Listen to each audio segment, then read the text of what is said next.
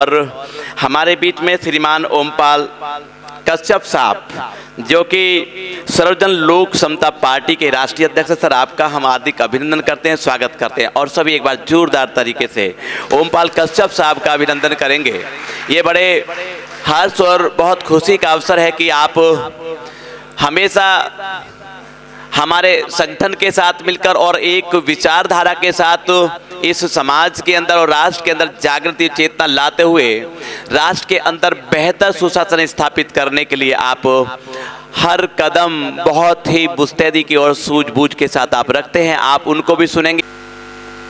राष्ट्रीय एकता संघ स्थापना दिवस बलिदान के तौर पर आप लोगों ने रखा है। मैं अपनी ओर से और अपनी पार्टी और देश की ओर से आपको बहुत बहुत बधाई और शुभकामनाएं देता हूं।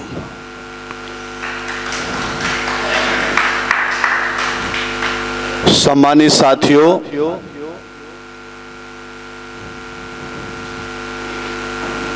भारत देश बहुत सारी जातियों का देश है, बहुत सारे धर्मों का देश है। ये देश जाति और धर्म पर टिका हुआ देश है। ये संतों, गुरुओं, महापुरुषों का देश है। लेकिन भारत देश हजारों साल तक गुलाम रहा। 600 साल तक इस देश पर पठानों ने राज किया। 200 साल तक 600 साल मुगलों ने राज करा, 200 साल पठानों ने राज करा और 200 साल के लगभग अंग्रेजों ने राज करा। यानी ये देश हजारों साल की गुलामी की जंजीरों से जकड़ा हुआ देश। उन तमाम शहीदों ने, देश के उन नौजवानों ने, वीरों ने, जब हम पैदा भी नहीं हुए थे, जब इसको देश को आजाद कराने के लिए उन तमाम माताओं ने अपने सिंदूर को हमारे लिए उजाड़ दिया था। उन तमाम माताओं ने अपने इकलौते बेटे को हमारे लिए कुर्बान कर दिया था जब हम पैदा नहीं हुए थे। क्या वो किसी कश्यप जाति के थे जिन्होंने देश को आजाद कराया? क्या वो कुशवाहा समाज के थे? क्या वो गुर्जर जाति के थे? मैं पूछना चाहता हूं, एक जाति के थे या 7,643 जातियां भारत में हैं? सब जातियों के थे, सब जातियों के थे।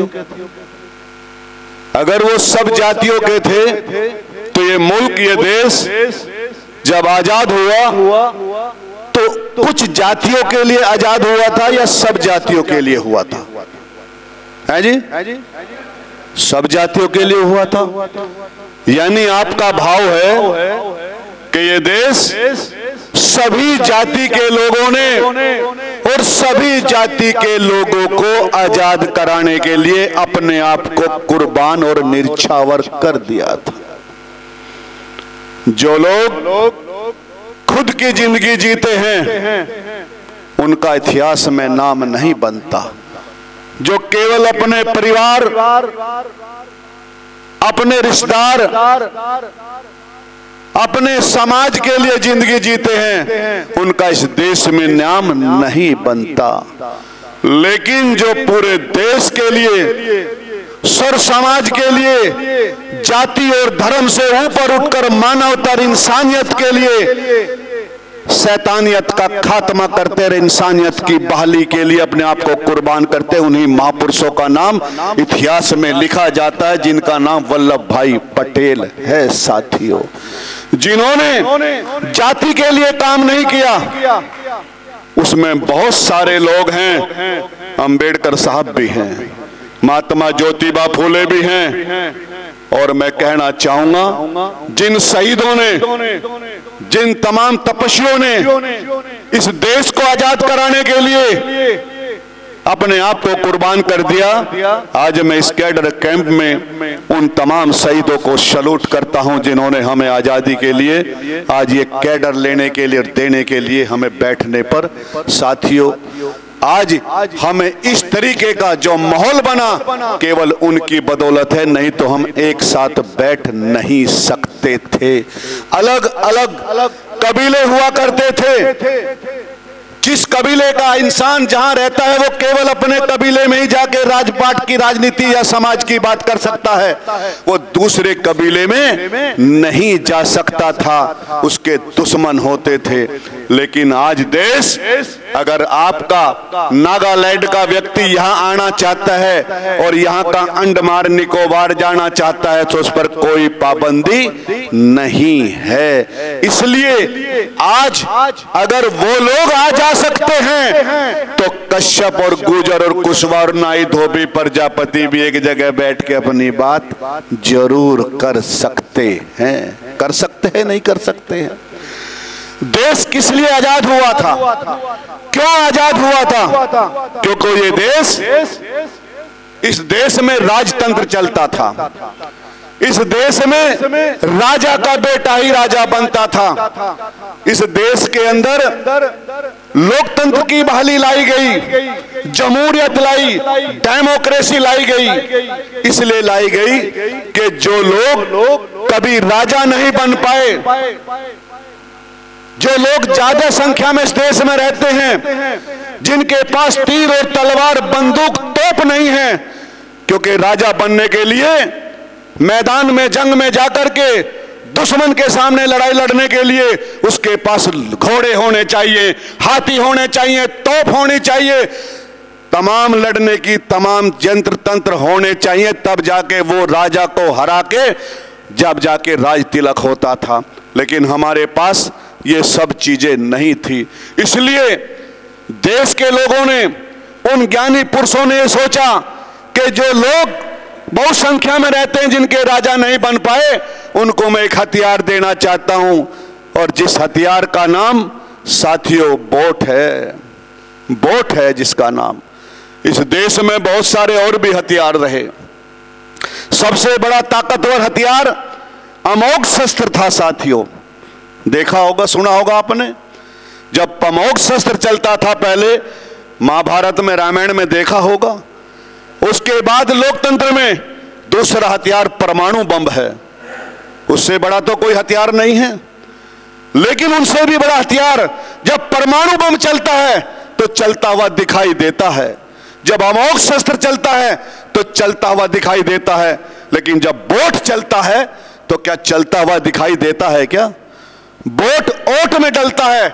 लेकिन साथियों, आज तक हम लोगों को उस हथियार को चलाने का आज तक हमारे पास सही तरीका नहीं आया है। दुनिया में जितने भी हथियार हैं सब पर एक तरफ धार होती है, लेकिन वोट एक ऐसा हथियार है जिस पर दोनों तरफ धार होती है। अगर उसका आप गलत इस्तेमाल करोगे तो अपनी मौत हो जाएगी, अगर सही इस्तेमाल करोगे तो दुश्मन का गला कट जाएगा। आज किसका गला कट रहा है? दुश्मन का या हमारा गला कट रहा है? हमारा कट रहा है ना। क्यों? क्योंकि आज तक हमें वोट डालना, उस हथियार को चलाने का सही तरीका नहीं आया है। साथियों, क्यों नहीं आया है? क्योंकि हम लोग अलग अलग खेमों में बटे हुए लोग हैं। हम लोग अलग अलग खेमों में बटे हैं। किसने बांटा हमें? कौन है वो व्यक्ति हमें बांटने वाला? कोई दूसरा नहीं है। कश्यप का दुश्मन कश्यप है, गुजर का दुश्मन गुजर और प्रजापति का दुश्मन प्रजापति है। कैसे है वो? उदाहरण के तौर पे कहूंगा साथियों, जिस तरीके से एक व्यक्ति अपने बाड़े में जो गडरिया होता है, जब वो भेड़ चुगाता है तो उसके साथ में एक भेड़ चुगाता चुगाता जब घर लेके आता है भेड़ों को, तो उसमें एक शेर का बच्चा आ जाता है। शेर का बच्चा जब बाड़े में घुसता है और वो भेड़िया उसके साथ आ जाता है लेकिन गडरिये को मालूम होता है कि मेरे बाड़े में बकरियां हैं, लेकिन वो उसको बाहर सोता है, कभी कोई बकरी को भेड़िया ना उठा ले जाए, कोई शेर ना उठा ले जाए। रात भर हुई, बकरियों को जब बच्चों को दूध पीना था तो उन्होंने मैं की और बकरी ने उनको बच्चों को अपने दूध पिला दिया। शेर के बच्चे को मैं करनी नहीं आती थी। जब उसने पूरी रात भर देखा कि जो मैं करता है वो दूध पिला जाता है, उसने सुबह उसने भी मैं करने की कोशिश की तो बकरी ने उसी भी दूध पिला दिया। उसे पता चला कि मैं करने से दूध मिलता है, तो इसलिए उसने सोचा जब मैं अपने घर रहता था तो माँ के साथ में मुझे दौड़ना भागना पड़ता था जब मांस का टुकड़ा मिलता था, यहाँ तो मैं करने से दूध मिलता है। वो आना जाना लगा रहा, वो अपने खेमे में नहीं गया शेर, वो उन्हीं बकरियों के बीच में रहता रहा और जब भी उसको दूध पीने की जरूरत पड़ी तो वो मैं करता रहा। एक दिन शेर और शेरनी असली उसके बराबर से जा रही थी जहां बाड़े में भेड़ और बकरी इकट्ठी होती हैं। शेरनी को खुशबू आई, उसने अपने पति को बोला कि भूख लग रही है, नाश्ता नहीं हुआ, बकरी की खुशबू है, जरा एक उठा लाओ आप भी।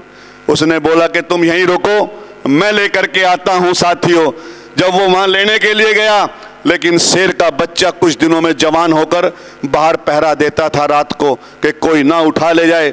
शेर ने बोला कि तुम्हारा काम हो गया है, अब मुझे भी नाश्ता करने दो।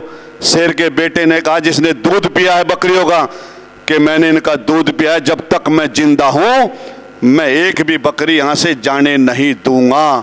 साथियों, वापस शेर वहां पर गया जहां उसकी शेरनी बैठी थी।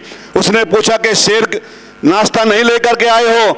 उसने कहा क्या करूं, मेरी बिरादरी का गुलाम बैठा हुआ है वहां पर और ये कहता है जब तक मैं बैठा हुआ हूं जब तक एक भी बच्चा नहीं जाने दूंगा तेरा नाश्ता। उसने कहा बुला के लाओ। उसकी परवरिश उन बकरियों में हुई है, उनको मेरे पास बुला के लाओ। उसने बोला कि मैंने बोला, लेकिन वो भाषा उन्हीं की बोलता है। जब वो उसके शेर के पास लेके गई, शेरनी के पास ले गया शेर, उसने कहा बोलो अपनी जैसी आवाज। उसने बोला मैं कह रहा हो इसकी परवरिश बकरियों में हुई है, शेरों में नहीं हुई है। शेर को बोला कि जाके तू एक पत्थर पे जाके अपनी धड़ूक मार, यानी अपनी आवाज लगा जो हमारी असली आवाज होती है। जब शेर ने अपनी असली आवाज लगाई, और जब कुत्ता कहीं बोलता है तो दूसरे कुत्ते को मजबूरी होती है बोलने की उसका आवाज, जब शेर कहीं बोलता है तो शेर पे रुका नहीं जाता।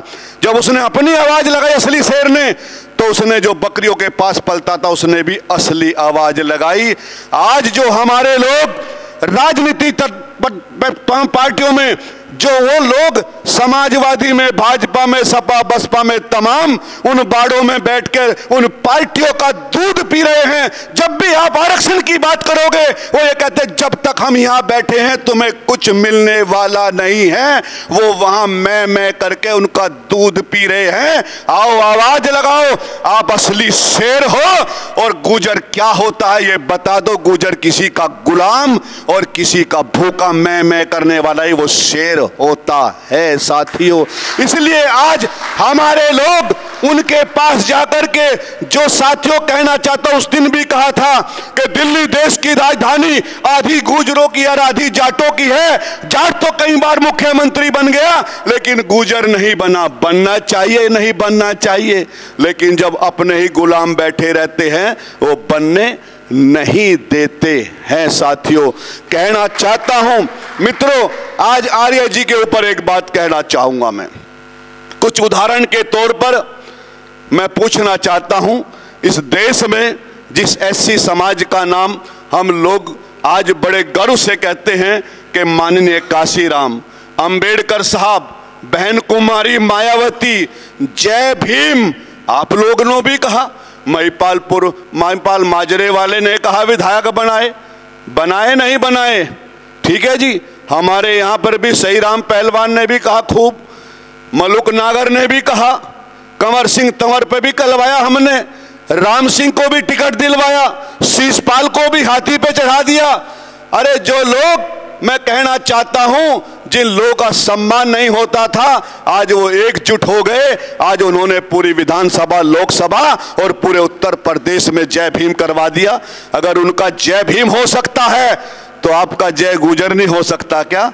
अगर हर हर मोदी घर घर मोदी हो सकता है तो हर हर कश्यप घर घर गुजर भी हो सकता है साथियों। लेकिन होगा तब जब आप एक हो जाओगे। कैसे होगे एक, मैं उस पर बात करना चाहता हूं साथियों। मैं बहुत सारा लेटर लेकर आया हूं, लेकिन मैंने सोचा इसको पढ़ के सुनाऊंगा तो उचित नहीं होगा। लेकिन जो आज का माहौल है, मैं कहना चाहता हूं साथियों, आपको ये मालूम होगा कि बहुजन समाज पार्टी, जिसको सबसे नीचे वाले पायदान पर रखा गया समाज, आज वो इतना ऊपर कैसे पहुंच गया, इस पर आपने चिंतन किया है या नहीं किया है? लोग उदाहरण देते हैं कैसे पहुंच गया। चौधरी साथियों, वहां पर उनके चरण सिंह जाटों के नेता रहे या नहीं रहे?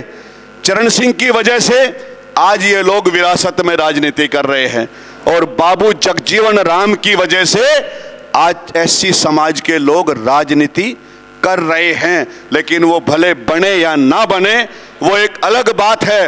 लेकिन आज अगर एससी समाज का व्यक्ति आगे बढ़ रहा है तो वो डॉक्टर बाबा साहब अंबेडकर और काशीराम की बदौलत बढ़ रहा है। आपने कहा कि अंबेडकर का मिशन अधूरा है ना, और काशीराम करेंगे पूरा। मैं इस पर कहना चाहता हूं कि अंबेडकर साहब का मिशन अधूरा, काशीराम करेंगे पूरा, और काशीराम का अधूरा बहन कुमारी मायावती करेगी पूरा, और बहन कुमारी का मिशन अधूरा ये थिल्ली करेगी पूरा। जब वो थिल्ली पर बात आ गई, वो वहीं चली गई जहां से शुरुआत हुई थी साथियों। इसलिए कहना चाहता हूं कि आज अंबेडकर की बात करने वाला, आपको ये पता होना चाहिए कि काशीराम को कहां से प्रेरणा मिली और अंबेडकर साहब को कहां से प्रेरणा मिली। वो कैसे इतने सिद्धांतों पर उन्होंने अपना जीवन कुर्बान कर दिया। चमार एससी समाज के हरिजन जाटा जो भी उनको बोलते हैं, वो कई बार उनके नारों में मैंने सुना कि अंबेडकर औलाद भी कुर्बान कर गए, और बच्चे नादान चार थे बेइलाज मर गए। चिंता न की औलाद की, सब कुछ गंवा दिया, लेकिन दलित समाज का रुतबा बढ़ा दिया। जी पाए शान से वो संविधान भर गए। अंबेडकर औलाद भी कुर्बान कर गए, और इतने बड़े त्याग से हैरान कर गए। हमारा त्याग क्या है? मैं उस समाज से पूछना चाहता हूं कि गुजरों का आज की डेट में त्याग क्या है? क्या त्याग है आपका? आज हमारा समाज, आपका समाज क्यों नहीं आगे बढ़ रहा है? ज्यादा संख्या में होने के बाद हम बहन जी को तो बढ़ा सकते हैं, मुलायम सिंह को बढ़ा सकते हैं, और आज साथियों मोदी को भी बढ़ा सकते हैं, सबको बढ़ा सकते हैं। क्या हम आर्य जी को नहीं बढ़ा सकते आगे? क्यों नहीं बढ़ा सकते? कारण क्या है साथियों? जो उनको बढ़ाया, उन्होंने एक संकल्प लिया था। एक दीना बाना नाम का व्यक्ति, आज मैं बताना चाह रहा हूं आपको साथियों, ध्यान से सुनना, कि काशीराम ने इतना बड़ा फैसला लेना, इतना बड़ा व्यक्ति होने के बाद, गोला बारूद में साइंटिस्ट, और वो महाराष्ट्र में नौकरी करते थे, वो सरकारी नौकरी छोड़ना, शादी ना करना, तमाम चीजों पर बात करना। साथियों, एक व्यक्ति दीना बाना नाम का व्यक्ति दिल्ली शकूरपुर बस्ती में रहता था। वहां पर राजस्थान का वो आया हुआ था, वहां पर आकर के उसने ये बात कही कि मैं पढ़ना चाहता हूं, और पढ़ने के बाद मैं कुछ अच्छा काम करना चाहता हूं। उसके चाचा और चाची उसको पढ़ने नहीं देते थे। एक दिन बहस हुई, लड़ाई हुई, और वो व्यक्ति रूस करके ट्रेन में बैठ के नई दिल्ली से और चल दिया। उसे पता नहीं था ये ट्रेन कहां जाएगी, उसके पास एक पैसा नहीं था। जब वो लास्ट ट्रेन खाली हुई, और जो झाड़ू मारने वाले सफाई कर्मी जो ट्रेन का डब्बा साफ करते हैं, उन्होंने कहा उठो, तुम कौन हो, कहां से आए हो, कहां जाओगे? उन्होंने कहा मैं दिल्ली से आया हूं। तुम कहां जाना चाहते हो? कि मुझे पता नहीं है। तुम क्या करना चाहते हो? कौन जाति के हो? कि मुझे पता नहीं है, मैं कहां जाऊं, क्या करूंगा? किस जाति के हो? कि मैं तुम्हारी जाति का हूं, मैं भी वही सफाई कर्मी का ही बेटा हूं। कह रहे झूठ बोलते हो, तुम वो नहीं हो, तुम इसलिए बोल रहे हो क्योंकि तुम हमें मिले हो। कह रहे नहीं साहब, मैं आपकी बिरादरी का हूं। उसे अपने घर लेके गया और उसको 12 पलाई का खिलाया। जब उसे यकीन आया कि ये मेरी बिरादरी का है, तो उसने उनकी नौकरी लगाई। वो वहां पर नौकरी करने लगे, लेकिन जहां नौकरी करते थे उनके अंदर एक टीस थी कि मैं अंबेडकर का अनुयायी हूं और अंबेडकर की 14 अप्रैल को वो पैदा उनकी छुट्टी कराना चाहता हूं। जिस दिन 14 अप्रैल आई उस दिन उसने अपने दफ्तर में एक दिन पहले कह दिया कि मैं कल नहीं आऊंगा यहां पर नौकरी करने के लिए। उन्होंने कहा कि 2 दिन पहले एप्लीकेशन देनी चाहिए आपको, आप आज ही क्यों मना कर रहे हो? उन्होंने कह दिया मुझे नहीं मालूम, मैं कल नहीं आऊंगा, मेरे महापुरुष का कल जन्मदिन है इसलिए मैं नहीं आना चाहता। उसने कहा कि तुम नहीं आना चाहते लेकिन तुम्हारी 2 दिन की नौकरी काट लेंगे हम, बिना बताए आप छुट्टी कर रहे हो। वो झगड़ा करने लगा और झगड़ा इतना शोर हुआ कि रोड पर अधिकारी आ गए। वहीं बराबर में काशीराम का दफ्तर था, वो वहां नौकरी करते हुए बाहर निकल के आए। काशीराम गोरे चिट्टे थे, नाम काशीराम था, लोग सोचते थे ये ब्राह्मण काशिया का कसिया है, ये कहीं ना कहीं काशी का ना हो। तो जब बाहर निकल के आए उसने कहा क्या बात हो गई? कह रहे चपड़ासी जो कहना चाह रहा है कि कल 14 अप्रैल है मैं छुट्टी करना चाहता हूं। उन्होंने कहा नहीं छुट्टी नहीं मिलेगी इसको, हमने मना किया। उसको साइड बुला के ले क्या बात है? कह रहा जी मैं ऐसी समाज से हूं, मेरे महापुरुष अंबेडकर हैं और मैं छुट्टी करना चाहता हूं। कि छुट्टी तुमने कर ली कोई बात नहीं है, लेकिन क्या चाहते हो कि इस देश में उसने इतना बड़ा काम किया, मैं उसके नाम की छुट्टी मंजूर कराना चाहता हूं। वो साइड लेके गया कि ये बहुत बड़ा काम है, ऐसे छुट्टी नहीं मिलती, तुम्हें पैसे लगेंगे, तारीख जाएगी, कोर्ट जाना पड़ेगा कि मैं सब कुछ करूंगा। काशीराम उसे बुला करके लेके गया और अपने मित्र के पास चैम्बर में ले गया। उसने कहा कि ये कुछ अपनी बात रखना चाहता। वकील ने कहा इसकी फीस 1000 रुपये लगेगी।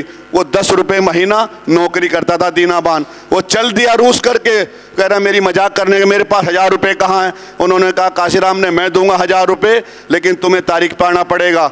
उसने 500 के 100 के 5 नोट निकाले, 500 रुपये काशीराम ने और वकील के हाथ में दिए और उन्होंने कहा जाओ जो ये फीस है मैं दूंगा, ये लड़ाई लड़का लड़ना चाहता है। कुछ दिन के बाद साथियों महाराष्ट्र से दीना बाना ने वो केस लड़ा और अंबेडकर की 14 अप्रैल की छुट्टी मंजूर करा दी थी। साथियों उस टाइम पता लगा साथियों काशीराम को कि एक छोटा सा व्यक्ति जब इतना बड़ा काम कर सकता है तो तू क्यों तो बहुत कुछ कर। उसने कहा कि तुम्हें प्रेरणा कहां से मिली? तो उसने कहा कि मैंने 2 किताबें पढ़ी हैं, 2 किताबें पढ़ी हैं।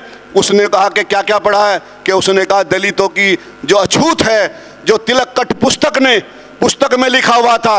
एक उन्होंने जंजीर पढ़ी दलितों की, वो पढ़ी, उसने लिखा था कि 2 किताबें पढ़ी। काशीराम ने वो किताबें पढ़ी, उन किताबों में वर्णन लिखा हुआ था कि जब छत्रपति साहू महाराज के राज तिलक हुआ, ठीक है शिवाजी महाराज के, तो गंगाधर भट्ट ने पैर के अंगूठे से किया था। उसने कहा था शूद्र समाज का शिवाजी महाराज ओबीसी समाज का था। लेकिन जैसे आज राष्ट्रपति मुख्यमंत्री की शपथ कराने के राज्यपाल जो शपथ ग्रहण कराता पहले पंडित कराया करता था, तो पंडित ने यह कहा था कि मैं इसके हाथ नहीं लगाऊंगा, ये शूद्र है, इसलिए मैं इसको पैर का अंगूठे से, जब उसका पैर के अंगूठे से राज तिलक किया, मैं पैर तो लगा सकता हूं। वो वर्णन तिलक कट पुस्तक में लिखा हुआ था।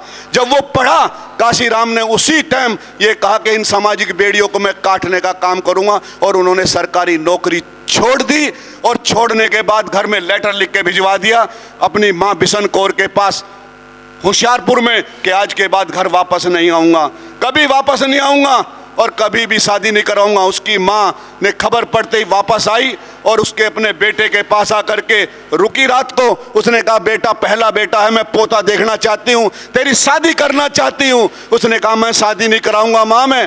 कि फिर शादी नहीं करेगा, मेरे बेटा कैसे हुआ पोता? उसने कहा कुछ भी हो जाए। उसने सारी रात भर उसको समझाया, लेकिन काशीराम पढ़ते रहते थे। जब रात के 12 बज गए उसके हाथ में से वो किताबें छीन ली दोनों। उन्होंने कहा बेटा इसमें क्या रखा? उसको कसिया बोलती थी लाड़ में काशीराम को। उसने कहा माँ तुझे नींद आ रही हो तो सो जाना, रात के 3 बज गए। जब तक इस देश में मैं सत्ता की वो मास्टर की चाबी ढूंढ रहा हूं, जब तक वो मुझे नहीं मिलेगी मुझे नींद नहीं आएगी, तुझे जाना हो चली जा। वो वापस चली गई। वो पत्थर दिल नरम नहीं हुआ।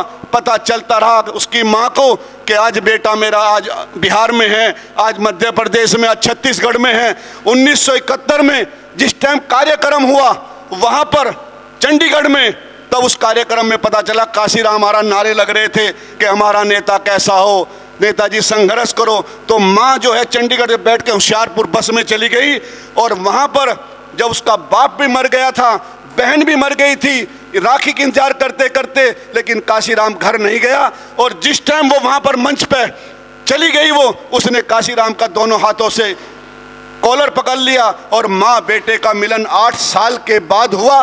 पूरा मंच सराबोर हो गया, सब रोने लगे कि माँ ने बेटे को पाया। इतने दिन के बाद संकल्प लिया कि बाप भी मर गया, उसको जलाने नहीं आया। तब मंच पर उसने कहा कि बेटे तेरा बाप मर गया, तेरी बहन राखी की इंतजार करते करते चली गई, तू घर वापस क्यों नहीं आया? उसने कहा माँ जब तक इस देश का दलित का बेटा सर्वोच्च कुर्सी पर नहीं बैठ जाएगा जब तक मैं वापस नहीं आऊँगा। तुझे आना तो मंचों पे आ जाना, लेकिन कभी घर वापस नहीं आऊँगा। जिस टाइम काशीराम की मौत हुई उसने अपनी अस्थियों को भी साथियों उसी टाइम ये कह दिया जब तक गंगा जी में पानी में नहीं बाना। आज वो कुछ अर्थियां उनकी दिल्ली रखी हैं प्रेरणा स्रोत पर और कुछ लखनऊ में हैं। जब ऐसे महापुरुष के तौर पर लोग समाज की लड़ाई लड़ते हैं तब समाज जागता है, तब उनका मुख्यमंत्री 4 बार मुख्यमंत्री बना है।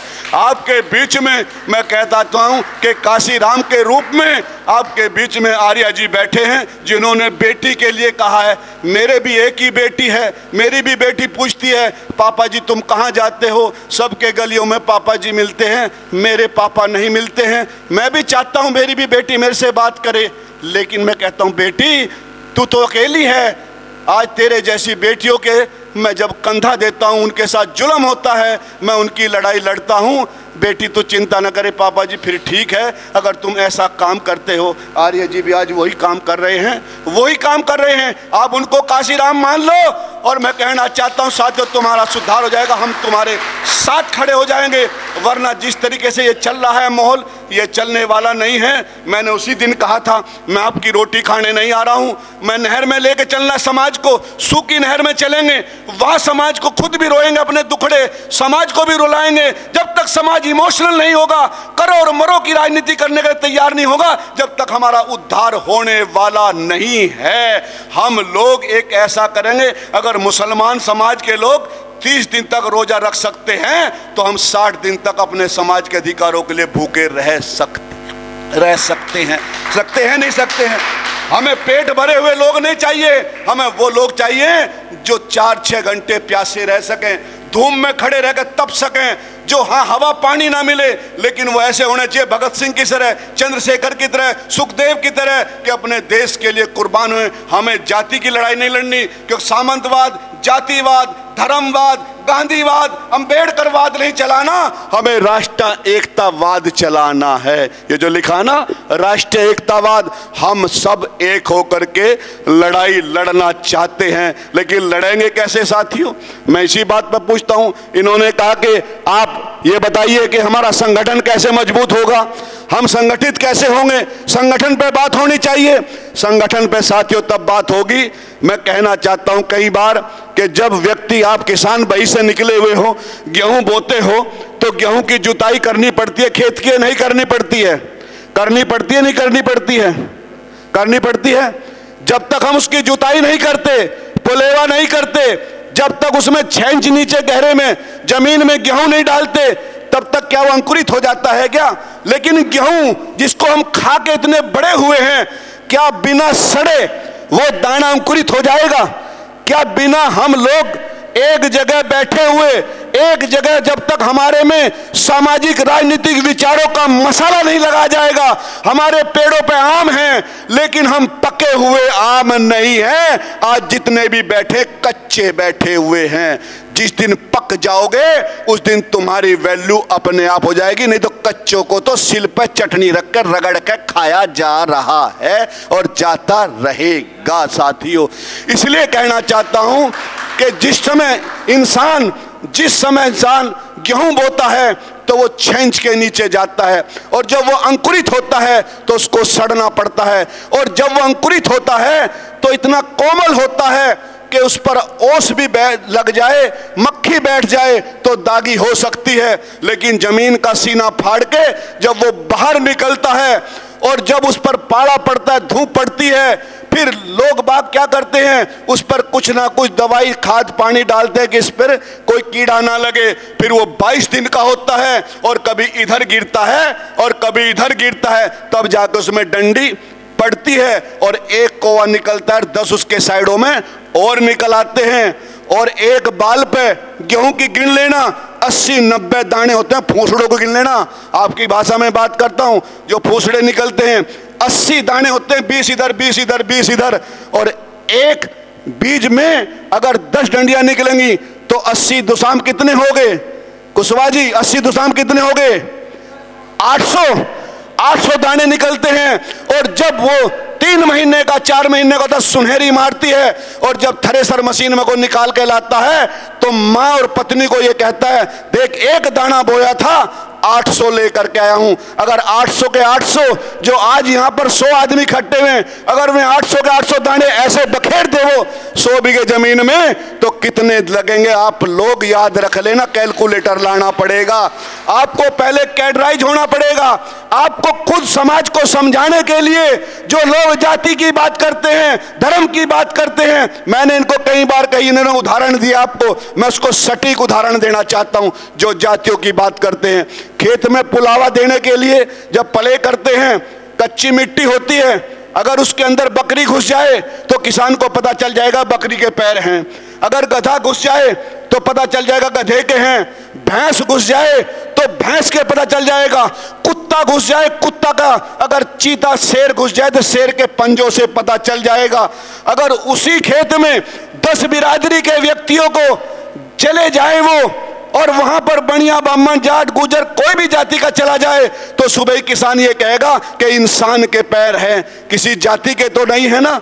अगर वही जानवर अगर घंटे 2 घंटे रुक जाए, बकरी रुक जाए, हाथी रुक जाए, घोड़ा रुक जाए, और वो अपना मल छोड़ दे वहां पर, गोबर कर दे, तो गोबर से पता चल जाएगा कि ये बकरी की मिंगन है, हाथी की है, घोड़े की है। अगर इंसानों की 100 जाति के लोगों की अगर मैं कहता हूं मल टट्टी को ले जाकर के वो लैब में चेक कराए, तो कोई बता नहीं सकता किस किस जाति के अलग अलग लेडीज। सब लोग ये ड्रामाबाजी है, हमें बांटा गया है जातियों में। जाति एक ही होती, मानव मानव से पूछता है तेरी जात क्या है। क्या बात है, कैसा ड्रामाबाजी। मानव मानव से पूछता है, हमारी जात है इंसान, और जो इंसानियत के प्रतीक होता है वही महान होता है साथियों।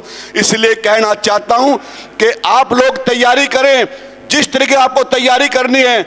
जिस टाइम मेरा टाइम होगा जनाब मुझे इशारा कर देना आप, ठीक है जी, क्योंकि मैं अपनी बात को वहीं समाप्त करने की पूरी कोशिश करूंगा। मैं एक बात कहना चाहता हूं मित्रों आपको कि देश में सर्वेक्षण रिपोर्ट आई थी, अभी आपने पढ़ी होगी वो, कि देश में 140 करोड़ लोग रहते हैं, और 140 करोड़ों में 34 करोड़ लोग ऐसे हैं जिनकी प्रतिदिन आमदनी 100 रुपये और 200 रुपये औसत के हिसाब से निकल के आती है। 37 करोड़ लोग ऐसे हैं जिनकी प्रतिदिन आमदनी 100 रुपये से लेकर 500 रुपये तक की निकल करके आती है।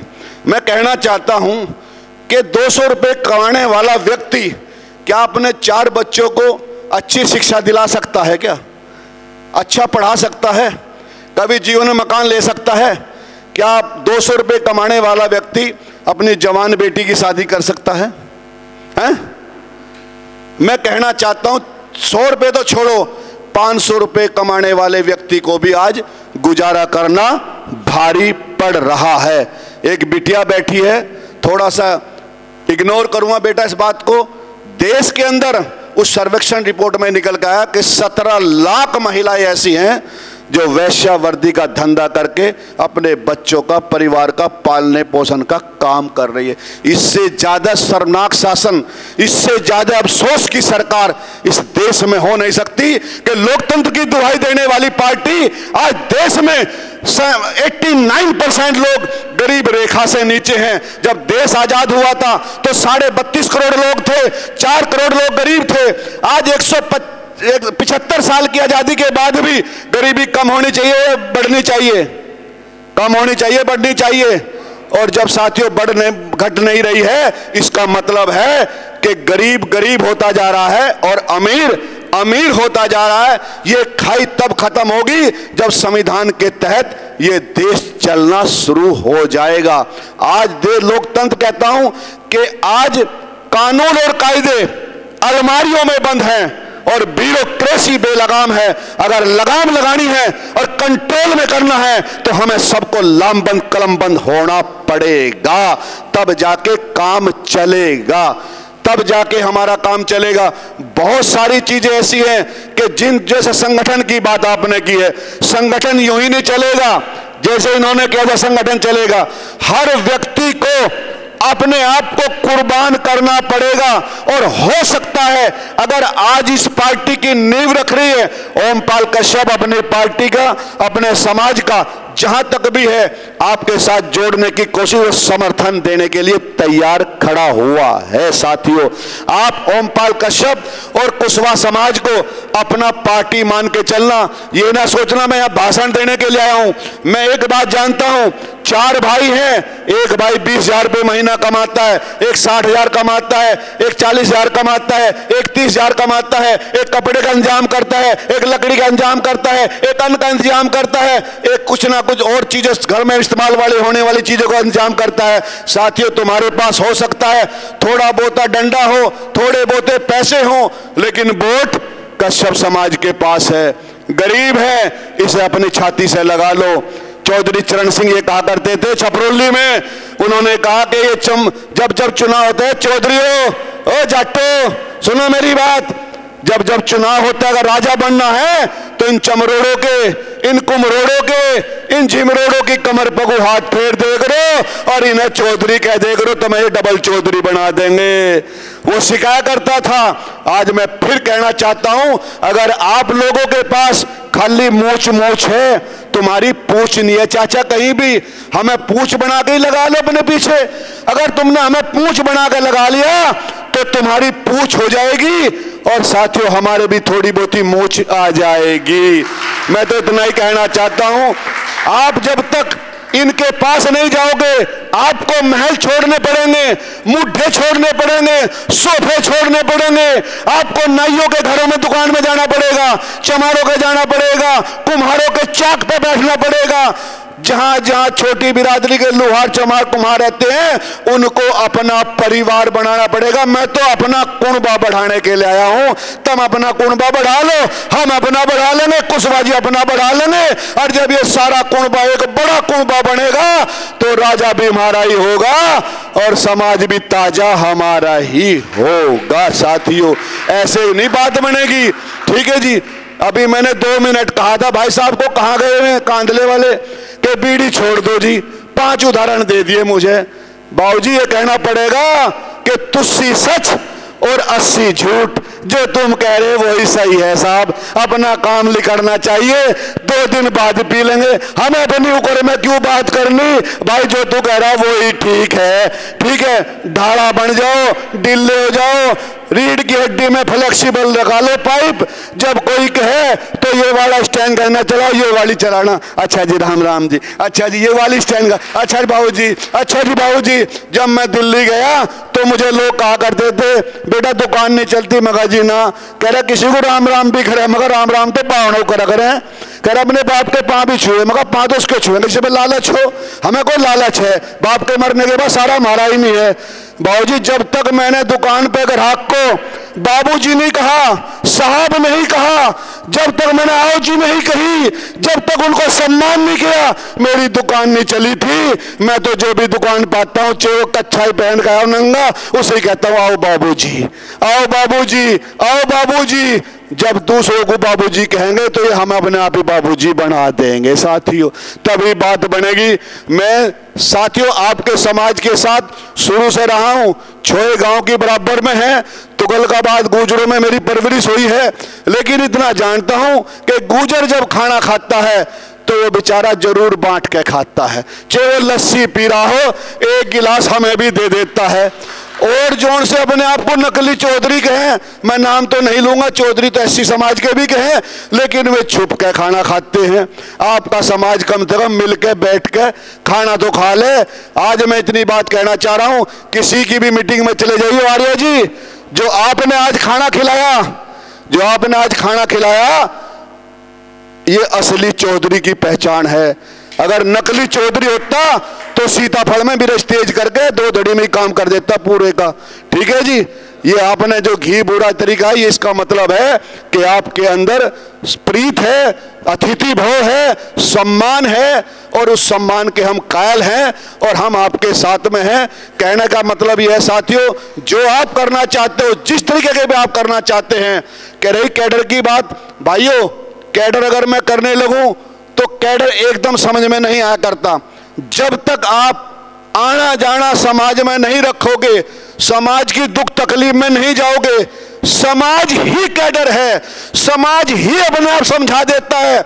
जब उनकी दुख तकलीफों में जाओगे तो वहीं से पता, हमारे से बड़े बड़े ज्ञानी खेत में घास काट रहे हैं, हमसे बड़े ज्ञानी हैं। उन्होंने हमें बताया, कोई ऐसा नहीं, नई सड़क पर बहुत सारी किताबें पढ़ी हैं ज्ञान की, वे अपने आप नहीं चलती, जब उनको अमल में लाया जाएगा तभी चलेगी। ये बाबूजी अभी कुशवाहा जी ने अपनी विचार रखे और आर्य जी ने कहा कि सब लोग खड़े होकर के अभिवादन करो, सम्मान करो। मैं धन्यवाद करता हूं कि बाबूजी ने भी इतने उम्र के होकर के खड़े होकर के, इससे पता चला कि ये आईपीएस आईएएस से भी ज्यादा ज्ञानी है। पढ़ाई जरूरी नहीं है, अतिथि भाव, सम्मान, सभ्यता, सद्भावना के हम लोग करीब अगर रहेंगे तो सब आदमी झुकना शुरू कर देंगे। जो हमारे ऊपर नाम लिखा है कि गुर्जर ऐसे हैं और पुलिस वाले ऐसे हैं, आज से ये कहना चाहिए भाई गुर्जरों से बढ़िया कोई जाति नहीं है। ये हमारे संस्कार, हमारा व्यवहार, हमारा जनाधार तब दिखाई दे जिस तरीके से हम जिंदा रहते हैं। और हम कई बार सारी तैयारी करते हैं, मैं आईपीएस बनूंगा, आईएएस बनूंगा, मैं चौधरी साहब 500 बीघा जमींदार बनूंगा, 10 भट्टे होने चाहिए, 4 पेट्रोल पंप होने चाहिए, फलाना ये चीज होना चाहिए। सब चीज की तैयारी करते हैं, लेकिन एक आखिरी तैयारी है हमारी जिसे हम भूल जाते हैं। जब हम इस दुनिया से जाएंगे तो हमारे पीछे चलने वाले लोग कहां से आएंगे, इस तैयारी को हम भूल जाते। अब्दुल कलाम के पास भट्टे नहीं थे, पेट्रोल पंप नहीं थे। मैं कह रहा हूं आम आदमी तो छोड़ो, आरएसएस का आदमी भी उस मुसलमान की बुराई कर नहीं सकता था, अब्दुल कलाम की कर नहीं सकता। अंबेडकर की जब डेथ हुई 6 लाख लोग पीछे चले थे। क्यों चले थे? क्योंकि उस दिन जब हमारी अर्थी निकलेगी, मरना सबको है, ये तय है कि मरना सबको है, लेकिन जिस टाइम हमारी अर्थी निकले उसके पीछे चलने के लिए तैयारी हमारी क्या होनी चाहिए? क्योंकि जो आदमी 200 किलोमीटर दूर का होगा, 500 किलोमीटर दूर का होगा, जब हम चलें वहां की भीड़ जहां से उठे वहां तक जाए। उस दिन हमारी संस्कारों की, व्यवहार की, जनाधार की एफडी टूटेगी कि कितने लोग जीवन में हमने सुख भरा है, वही लोग साथ चलेंगे। ये भी तैयारी हमें जीते जी करनी चाहिए। अपने शब्दों से किसी को दुख नहीं पहुंचना चाहिए कि हमने कह दिया बहुत चौधरी करके है, जानता नहीं मैं कौन हूं, 2000 लौंडे हैं मेरे पास। अगर आज वो हारा है ना, आज वो हारा है, कौन? कालका जी वाला, वो अपने शब्दों से हारा है। उससे जितने किसी के पास जनाधार नहीं है, तो 2-4 हजार लौंडे हमेशा साथ रहते हैं, लेकिन ओवर होना, ओवर कॉन्फिडेंस में होना रावण का भी अहम नहीं रहता भाइयों। अहम और वहम पतन का रास्ता होता है। इसलिए लोकतंत्र है। लोकतंत्र में मैंने आर्य जी को कहा, मगर तुम्हारी बेटी के मैंने शब्द सुने हैं, मुझे उसी दिन पता चल गया कि ये बेटी सिद्धांतवादी किसी बाप की बेटी है, किसी सिद्धांतवाद वाले बाप की बेटी है, क्योंकि इसके अंदर संस्कार वही पनप रहे हैं। और ये बेटी याद रखना, आज के बाद मैं रहूं ना रहूं दुनिया में, लेकिन ये बेटी एक दिन पार्लियामेंट से अपनी आवाज बुलंद करेगी और वहां से पता चल जाएगा, क्योंकि इस बेटी के अंदर वो क्वालिटी है। हर बच्चे के अंदर ये क्वालिटी होनी चाहिए। मेरी भी बेटी कहती है कि पापा जी आप बड़े वो करते हो, बेटी हो गई, बेटी हो गई, मगर बेटी मेरे पास बेटे नहीं है। मुझे कई बार याद आती है कि मेरी कार चलाए कोई, मेरा बेटा चला ले, मैं जब थक जाता हूँ मेरे पैर कौन दबाएगा? वो बोली पापा जी आप चिंता ना करो, मेरी शादी की टेंशन मत करा करो, मेरे लिए अगर तुम लड़की लड़का ढूंढोगे ना तो शारीरिक तौर पर मजबूत हो, ना आर्थिक तौर पर मजबूत हो, मेरा पति मानसिक तौर पर मजबूत होना चाहिए। मैं अपने पति को राष्ट्रपति बनाना चाहती हूँ पापा जी, मुझे ऐसा पति ढूंढ करके देना, मुझे ऐसा न करना। कई बार मुझे इस बात के ख्याल आते हैं, क्योंकि मैंने कई बार ये सोचा है कि मरना तो मुझे भी है या नहीं है? मरना है, लेकिन मैंने सोचा अगर ओमपाल कश्यप मरेगा, मैं डायरेक्टर का रोल करूं, मेरे बेटे हो ना हो, अगर आर्य जी के बेटे, आपके बेटे हैं, जब वो बेटे अगर मैंने उनके जीवन में सुख भरा और वे बेटे अगर आगे बढ़ गए, अगर मैं उनको हीरो बनाऊंगा तो साथियों मेरा जीवन भी धन्य हो जाएगा। जब आपके बेटों की बारात निकलती है तो मैं 100 रुपए घोड़ी पे लगा देता हूं, मुझे ऐसा लगता है मेरा ही बेटा बिहाने जा रहा है। हम दूसरों को अगर अपना मान लेंगे तो आप ये बता दो महात्मा गांधी के बेटे क्या कर रहे हैं? क्या कर रहे हैं महात्मा गांधी के बेटे? अंबेडकर के बेटे क्या कर रहे हैं? भगत सिंह के बेटे क्या कर रहे हैं? चंद्रशेखर के बेटे क्या कर रहे हैं? अरे बेटे क्या करेंगे क्या ना करें, लेकिन हम क्या कर रहे हैं हमें यह ध्यान देना। मेरा बाबा फौजी था, मेरा बाबा लंबरदार था, हम चौधरी साहब गढ़ी वाले के बेटे हैं। अरे हम क्या कर रहे हैं कि शाम को कोई नदी में डूबता था आदमी, 5 फुट का 6 फुट में डूबेगा नहीं डूबेगा? हम डूब रहे हैं 4 इंच में, 9 इंच में, 12 इंच में डूब जा रात को और सारी चीज भूल जा और पी के फिर पता नहीं क्या क्या हमारे अंदर तरंगे आ जाती हैं। शौक करो, एंजॉय करो, लेकिन सीमानुसार।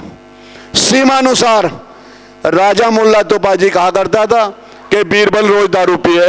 क्या झूठ बोलता है? सुबह आता है शाम को और 9 बजे जाता है, कह रहे नहीं 2 दारू पीता है, कह रहे झूठ बोलता है। कह रहा मैं आप ट्राई करा देता हूं। जब वो अपने दरबार से गया रात को अपने घर में, उसने काले शीशे में से बोतल निकाली, 2 खाली गिलास निकाले और दोनों में पिया। उसने कहा अपने पैग से कि मैं तुझे पी लूं। उसने पैग ने कहा तू थका हुआ है, पी ले, आराम हो जाएगा। उसने वो पी लिया। मुल्ला तोपाजी और राजा खिड़की में को देख रहे थे। उनने दूसरा बनाया पैग। उसने पूछा तुझे पी लूं? कि पी ले, तुझे नींद आ जाएगी। वो भी उसने पी लिया। जब तीसरा बनाया कि मैं तुझे पी लूं, कि देख पहले वाला था थकावट का, उतर गई? कह रहा हाँ। दूसरा था सोने का, नींद आ रही? हाँ। तीसरा नाली गाली का है। राजा ने मुल्ला तोपाजी के 2 मारे।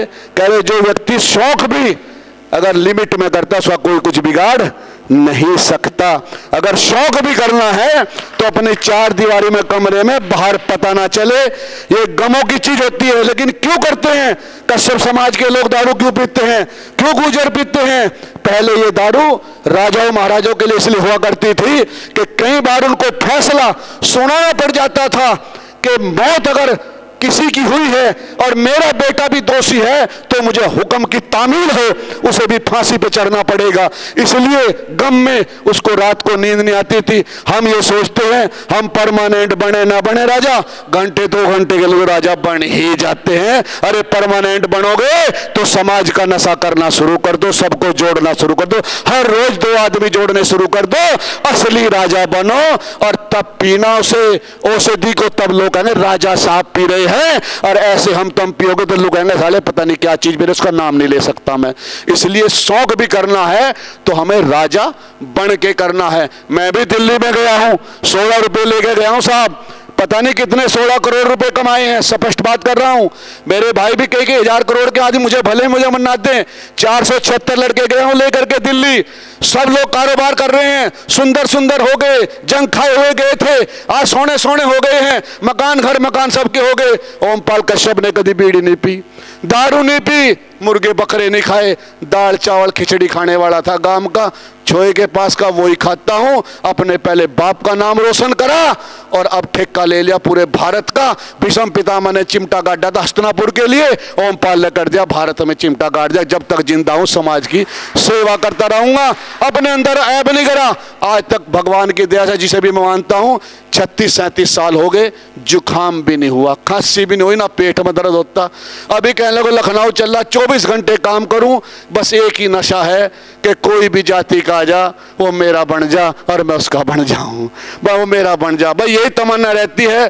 कोई भी समाज का व्यक्ति हो उसके साथ में अगर मैं जुड़ जाऊं और 2 बात उसे समझा दूं और उसके जिंदगी में बहाली आ जाए, वो खुश हो जाए। और वो जब मेरे पास आएगा, साहब आपके पास आया था आपकी वजह से, जब मेरे लड़के जिन्हें मैं लेकर गया जो फॉर्चूनर लेकर आते हैं और कभी कभी स्कॉर्पियो लाते हैं, कभी MG हेक्टर, कभी वो कौन सी थार आई, कह रहे रिवन काट दे। मुझे इतनी खुशी होती है ओमपाल, तेरे पास तो छोटी सी है, लेकिन तेरे लाए हुए लोगों के पास आज इतनी बड़ी बड़ी गाड़ी होगी। कम से कम तू संस्थापक के रूप में, कम से कम तुमने इतने सारे लोगों का तो भला करा है, तो खुशी होती है। आप भी यही सोचो कि दूसरे के भले में कर भला सो हो भला, और सबके भले में ही हमारा भला है। भाइयों, सबको जोड़ो, सबके साथ जाओ, भाईचारा बनाओ, सबसे पहले काम आएगा। भाई भले 200 किलोमीटर दूर रह रहा है, अगर पड़ोस में भाईचारा है और सुख दुख में कोई बात हो गई तो पहले पड़ोसी भाईचारा ठा के ले जाएगा। हॉस्पिटल में लड़ाई झगड़े में वो खड़ा होगा, भाई तो पता नहीं कब आएगा नहीं आएगा। इसलिए कम से कम अपना भाईचारा बनाओ और सबको एक साथ लेकर के चलो।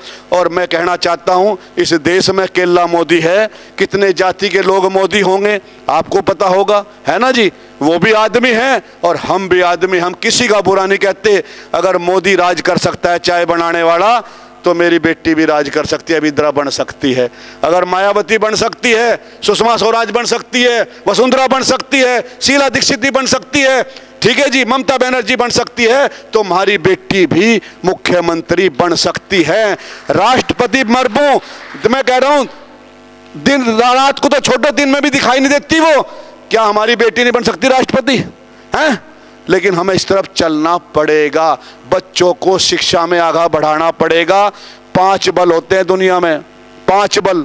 पहला बल बुद्धि बल, दूसरा धन बल, तीसरा बाहुबल, और चौथा जनबल, और 5वां मनोबल। 4.5 फुट की लेडीज है मायावती, ज्यादा नहीं।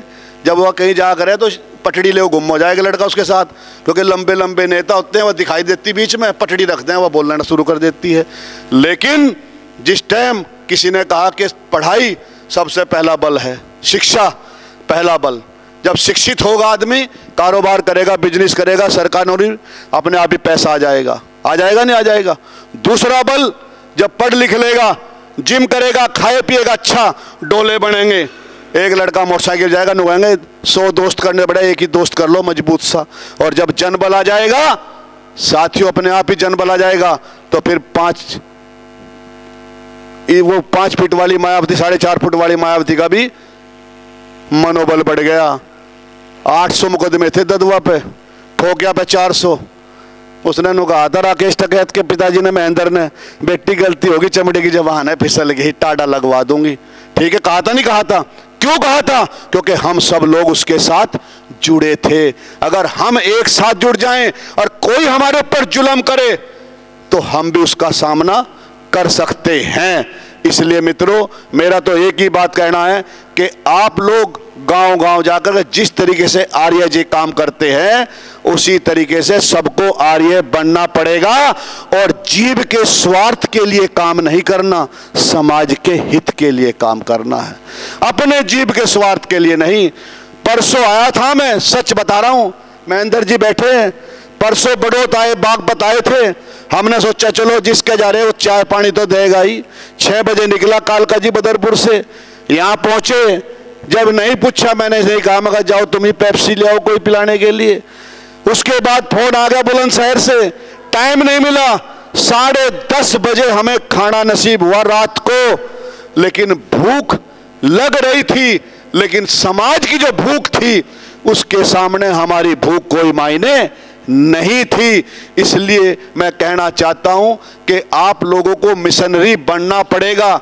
अकेले व्यक्ति से काम नहीं चलेगा। अगर हर चौराहे पे हमारा सिपाही खड़ा हो जाएगा, क्या हमारी चोरी हो सकती है? वोट की हो सकती है क्या? या अकेला खड़ा हो जाएगा? हमें हर चौराहे पे अपना मेंबर बनाना पड़ेगा। और वो मेंबर ऐसा होना चाहिए कि एक वोट के लिए जान दे भी सकता है और एक वोट के लिए जान ले भी सकता है। करो और मरो की राजनीति करनी पड़ेगी। और इसी जन्म में हमें नहीं पता अगली पीढ़ी क्या करेगी। अगर आपने अच्छा नहीं किया, हमें तो चाचा ने माफ कर दिया, ये बैठे, ठीक है, क्योंकि इनके पास वो सुविधा नहीं थी जो आज हमारे पास है। कल को हमारे बच्चे, आने वाली पीढ़ी हमें माफ नहीं करेगी, नु कहेंगे इन्हें हमारे बड़े ही खराब थे। कहेंगे या नहीं कहेंगे? अगर फोटो लगवानी है ऊपर और माला चढ़वानी है तो कुछ संकल्प लो, संकल्प लो कि आज हम भी हमें कुछ मिले ना मिले, कि हर रोज हम 10 आदमी जोड़ने का कोशिश करेंगे, चाहे वे किसी भी जाति के हो। 10 आदमी रोज जोड़ेंगे हम, चाहे वे पैर पकड़ने पड़े। जब मैं कह रहा हूं मोदी, आपने देखा होगा पांव धो धो करके वाल्मीकि को पी लेता है, करा नहीं करा उसने। अभी भी जिसकी गाल टेढ़ी सी है, वो कौन से एनसीपी का राष्ट्रीय नेता है ना, कुर्सी पे बैठा, उसे पानी अपने आप डाल के दिया नहीं दिया। तो भाइयों, ये मिठा भी गुजरातियों की तरह शक्कर और दाल एक जगह मिला के तुम्हें खानी पड़ेगी, तब शक्कर हो। और भाई हम मिर्ची से कश्यप हैं दाल, तब एक जगह मिला के खा लो, मामला ठीक हो जाएगा। ठीक है, मिठा बनना पड़ेगा। अगर कोई नु कह रहा है चौधरी साहब तुझे नु गाली दे रहा, वो कह रहा तुझे सुन रही क्या, कहा मुझे सुन, आगे बढ़। 1000 लोग बैठे, एक के चक्कर में 999 का नुकसान नहीं करूंगा मैं। कमर में खून निकल रहा हो, कैसे हो भाई साहब? मोजारी साहब, किसी को अपना दुख भी ना बता देना। आज दुख बताने वाला भी सबसे पीछे रह जाता है, क्योंकि मैंने कई बार ऐसा बताया जी मैं तो मर गया, भिखारी हूं, कुछ भी कोई फायदा नहीं है। जब भी कोई सामने वाला हो, आप राजी होकर बात करो कि हीरो जो होता है वो उसके चेहरे पे हमेशा मुस्कान होती है। आप हीरो हो, आपके सामने ये मान कर चले कोई भी कैसी भी समस्या लेकर आए, आपको ना नहीं करनी, ये कहना कोशिश करूंगा, प्रयास करूंगा। ना नहीं करना मेरे से नहीं होगा, क्योंकि आपका काम प्रयास करने का है। हो ना हो, कल को समाज का व्यक्ति कह देगा भाई प्रयास तो बेचारे ने करा। किसी को ये मत कह देना भाई मेरे बस का नहीं है, मैं कौन सा कोई इतना, मैं विधायक एमपी बना दिया। ये कहना कोशिश करूंगा, तेरे साथ खड़ा हूं, दुख में सुख में। आदमी साथ भी खड़ा हो जाए इतना ही बहुत है। चाचा नु कह रहा था भाई तू दवा दुआवे ना दुआवे, चले गए बेचारे ऊपर, लेकिन सुबह शाम नु कह रहा चाचा तू कैसा है, मेरा इतना ही बहुत है। तो इसलिए समाज जो है वो माई बाप है, और हमें सबको जोड़ने के लिए उसके दुख सुख में बिन बुलाई 11 रुपए दिया करो। भाई तेने बुलाया तो है नहीं मुझे, लेकिन लोंडी के ब्याह के नाम के 11 रुपए लिख ले, ठीक। वो नु कहेगा ले यू आदमी बढ़िया, जौन सो को चिट्ठी दी वे तो आए नहीं, और यू बेचारा बिना आए आशीर्वाद देना आ गया। तो इसलिए हमें राजनीति करनी है, पॉलिटिक्स पोलाइट होती है, लचीली होती है, हमें लचीला बन के आगे बढ़ना, सबको साथ लेके चलना है साथियों। बस इन्हीं चंद शब्दों के साथ वक्त फिर मिलेगा, फिर चर्चा करेंगे, ठीक है जी। आज जो भी मेरे पास था मैंने आपको अपना जुबान नहीं बताया है, लिख के तो मैं बहुत सारी दुकान लेकर आया हूं, लेकिन इसमें कम से कम ये 6 घंटे का है बाबू जी, क्योंकि ये 28 है ये, और 3 महीने बोल ले, और 28 को अगर बोलने लगूं तो लंबा हो जाएगा, क्योंकि इन्होंने कहा था पूरा दिन बोलना है। मगर भाई पूरे दिन का सामान लिया है मैं तो, लेकिन ये कहने लगे पौन घंटा बोलना है। क्योंकि मुझे फिर ये सोचा मैंने कि आज जैसा माहौल है मुझे वैसी ही बात करनी चाहिए, क्योंकि अगर हमारा शरीर जो है, आज हमारा शरीर है वो नरम है, अगर इसमें मैं लोहे की जुत्ती पहन लूं तो ज्यादा चलेगी नहीं चलेगी, चलेगी, लेकिन वह कटेगी। लेकिन जैसा मेरा शरीर का स्वभाव है वैसे ही मुझे फोम की नरम जुत्ती पहननी पड़ेगी। आज जैसा मेरा समाज बैठा है मुझे वैसी ही बात रखनी पड़ेगी। साथियों, इन्हीं शब्दों के साथ एक शब्द कहकर अपनी बात को खत्म करता हूं कि तमन्ना लेकर के उभरे हैं गहरे पानी में। आर्य जी, तमन्ना लेकर उभरे हैं गहरे पानी में, इस प्यासे चमन की प्यास बुझा करके रहेंगे। और जो सर झुके नहीं झुकाए गए हैं उन सरों को दोबारा से उठा करके रहेंगे। और जो अंधेरे में रह करके भूल गए चिरागों को, अंधेरे में रह करके भूल गए रोशनी को, उन घरों में जिंदा रोशनी के चिराग हम मिलकर जला करके रहेंगे। चिंता ना करो, ओमपाल कश्यप जब तक जीवित है, जब आप बुलाओगे आपके समाज के लिए और अपने समाज को आपके साथ जोड़ने के लिए हमेशा सदैव तैयार रहेगा। जय हिंद, जय भारत, नमो बुद्धाय। बहुत बहुत धन्यवाद। और आप सभी, हमारे पास नहीं है उपहार स्वरूप कुछ भेंट करने के लिए, लेकिन आप एक बार ज़रूर उनके लिए सम्मान में एक बार जोरदार तरीके से आप तालियां बजाएंगे। आपका बहुत बहुत अभिनंदन और आपका आभार, आपने अपना इतना कीमती समय दिया।